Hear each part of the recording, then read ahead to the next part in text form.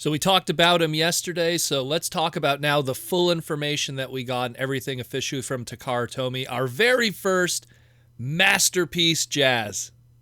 Nah, I'm just playing with you. Although technically it is. This technically is the first time we've gotten something officially of a masterpiece jazz. So let's jump into it. Let's talk about Transformers Masterpiece MP-57 G1 Skyfire, a.k.a. Jetfire. We had the teaser discussion that we talked about yesterday. Now we have the full information. We're going to break down everything, what we get, what it comes with, where it came from, how much it's going to cost, where you could get it, who made it, everything like that. A little bit of history. You know how we do it here.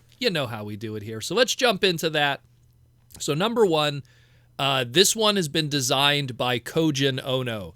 And that's a really big deal that we get a masterpiece done by Kojin Ono. Kojin Ono is literally the godfather of the Transformers brand. Him and Yoke-san were pretty much the two guys behind everything that we know of Transformers from the early beginnings. All of that Diaclone and Microman molds came from those two guys. In the case of Kojin Ono, I mean, he's the guy who made the first transforming car robot dude for Diaclone. I mean, he made Sunstreaker. That was number one. And, of course, he would do Hound, Blue Streak, Skids, Ironhide, Jazz, Inferno, Mirage, Trailbreaker, Starscream, the Omnibots, you know, all the Dinobots, the Constructicons, Triple Changers. I mean, I know I'm forgetting somebody. Sideswipe. He would go on to do Metroplex and Galvatron, and I think I'm trying to think of some others. Oh, the Raiden and the Train Combiners, Fortress Maximus, Metal Hawk, the Power Master Optimus Prime. The dude is extremely important in Transformers' history. And he only recently started to work on the Masterpiece line. He was brought in to do the, I guess we'll call it 3.0 Starscream with MP-52 Starscream. So that was Kojin Ono. And then when they were doing the Skids project, he was brought in for that too, for Masterpiece. And he was primarily brought on to that one because he has a very close relationship with Honda when he was working with Takara back in the day. And little fun fact, back in the day when he was working in the early days of Takara, he actually owned a red version of Skids, and that's what MP-54 Reboost is based on, his original private vehicle. It's a nice little fun fact there with the Honda City Type R Turbo. But yeah, so just a little bit of a quick history lesson on the guy who's behind our masterpiece today. And wow, Kojin did an incredible job. The stuff that it comes with this time around, just to reiterate, he comes with 3 different faceplates. He comes with his open mouth, kind of a smiley closed mouth, and a battle mask, which we'll get into a moment why that's so cool, that battle mask. He comes with his double barrel gun that was iconic to the show. That double barrel has appeared in pretty much every modern interpretation of Skyfire. And when I mean of Skyfire, I don't really mean Jetfire, in that the double barrel was included with the Classics version, the Generations one, and the recent Siege one. So they're staying true to that design. Obviously, some different interpretations of Skyfire and or Jetfire, including Jetfire, the original 1985 toy, didn't have that double barrel gun. It was locked into being a Macross mold, so can't exactly be completely accurate to that. Also comes with 2 energy accessories, blast effects, whatever you want to call it. The 2 little blast effects could be used on the front of the barrel to make 2 little blasting effects there in the front of the gun, or it could be clipped on the back of his backpack jetpack or boosters to make a little boost kind of effect. What's really cool too also is if you put that 3rd mask piece on, you get something that wasn't true to the show, but throws back and gives a little bit of flavor to his original origins, which, for people that don't know, Skyfire was called Skyfire and was retooled completely because of where his mold was. He was originally Jetfire in 1985. That mold was based off of a Macross Valkyrie VF-1S design.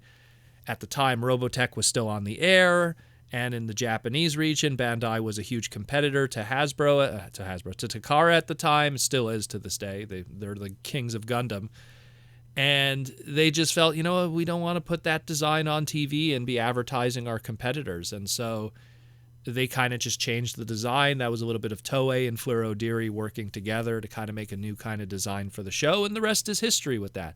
So what they did this time around is, hey, you could move the wings down, make it a little bit more Valkyrie-ish. We're going to give that faceplate that gives it a little more of a Valkyrie flavor. And even his little shoulder booster thingy his back booster pack thingy could open up, and you could put one of the guns, and it's kind of like Hikaru's booster, because for people who aren't Macross fans, in Do You Remember Love and different interpretations in the TV series, the VF-1S that was flown by Hikaru, one of his boosters was able to open up and have a little gun in it, as opposed to just being two boosters like what Jetfire normally has, or Roy Fokker, which was the original Skull Leader user of it. So kind of a nice little visual throwback to that Macross Origins too.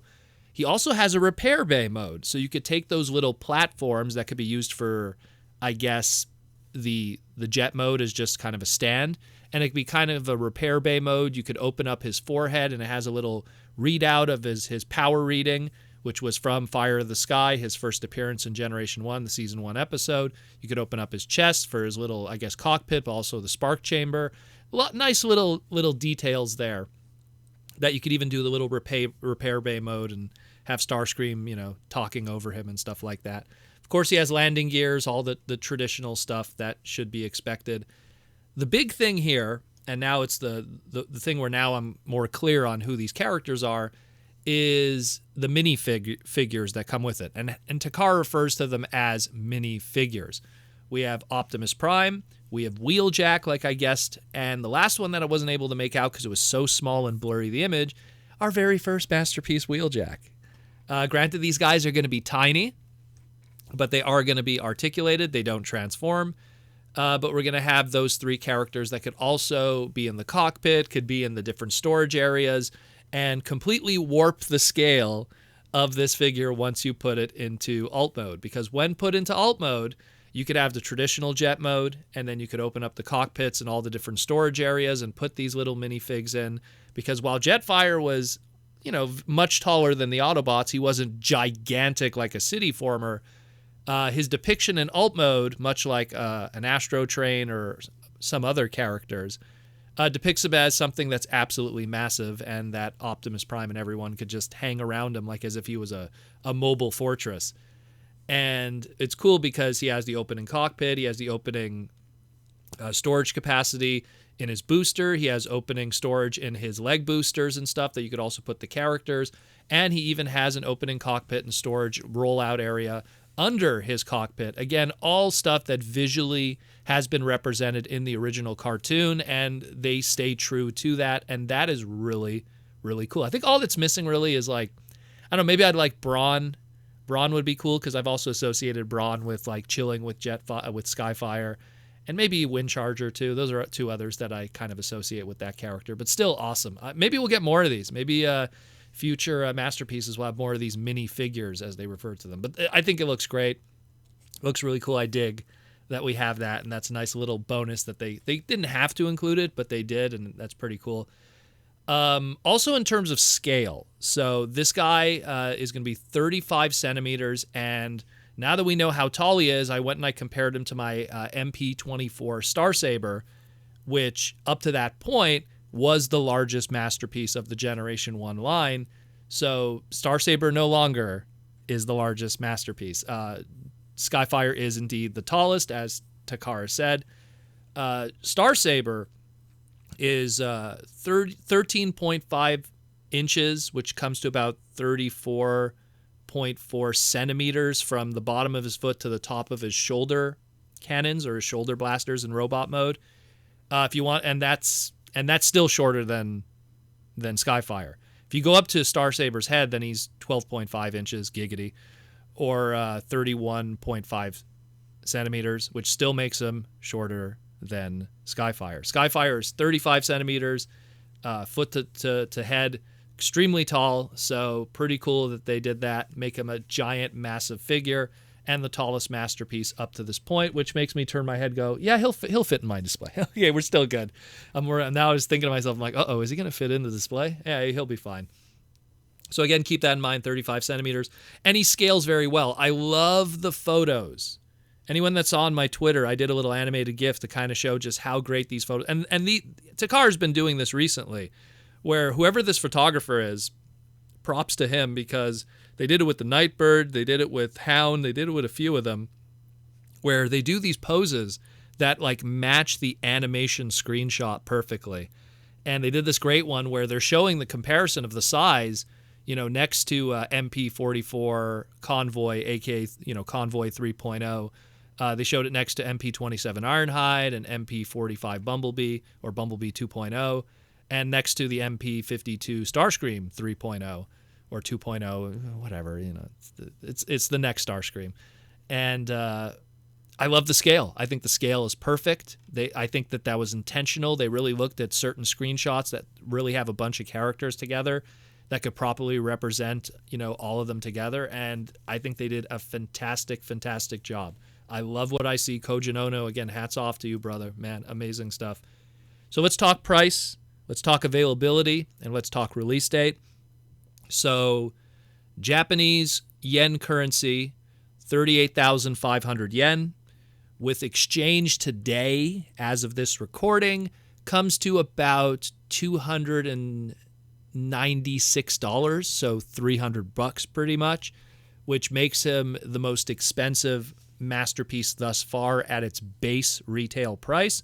Obviously, different retailers and different stores might have different prices also, but up to that point with the, when we're looking at, let's say, Beast Wars Megatron, Dinobot, they were almost at that 300 price point in exchange, but they weren't really as close as Jetfire. So Jetfire really is probably the most expensive masterpiece we've gotten thus far, without a doubt. And as of this recording is going to be a Takara-Tomy Mall exclusive. This could change. Hasbro Pulse could get, stock of this also, so it'll be available for us to pick up. Not to mention all the different retailers might also be able middlemaning it and being able to get some inventory, but that probably will lead to it being more expensive than the $296 original. But again, let's hope Hasbro Pulse possibly gets some stock, and then there could be a more evened out kind of price for it. We'll see what happens with that. And the release date, pre-orders are right now as of this recording, and the release date is late January 2023. So pretty hype stuff. I really like what I see here. Looks great. And hey, we got a masterpiece Chaz, I guess, until we get a legitimate one. Hopefully we'll have some more information on some other stuff later this week. Tomorrow's a live stream for the Transformer Slag podcast live stream. Be sure to tune in for that. We're also going to have hopefully before the end of this day is done, or if not tomorrow morning, the debut of the latest episode of the Toy Armada with Aaron Archer on that channel, with a beautiful Transformer backstory, history, behind the scenes, and origins of an iconic Transformer line from the 2000s. We'll talk to you again real soon, and have a